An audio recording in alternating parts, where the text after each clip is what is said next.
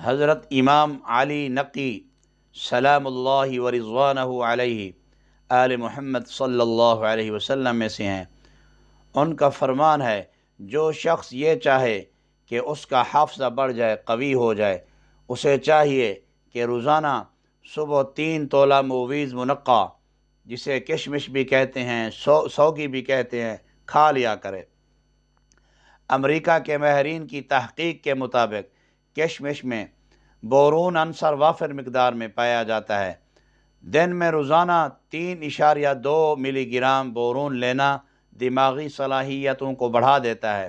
رات کو کشمش 1 گلاس پانی میں بھگو کر رکھ دیں، صبح خالی پیٹ نہار منہ کھا لیں، اور جو پانی ہوگا وہ پانی آپ پی لیں۔ یاد رکھیں، پانی میں بھگونے سے پہلے رات کو پہلے اسے دھونا ہے، دھو کر پھر 1 گلاس پانی میں بھگونا ہے، صبح نہار منہ کھا لیں۔ یہ طریقہ دماغی صلاحیتوں کو بڑھاتا ہے، جسم کی ہڈیوں کو مضبوط کرتا ہے، پٹھوں کو طاقت دیتا ہے۔ مزید جدید ریسرچ کے مطابق 12 دانے، 15 دانے یا 20 دانے کشمش منقع صبح ناشتے میں کھائے جائیں تو دماغی حالت، دماغی طاقت بڑھتی ہے۔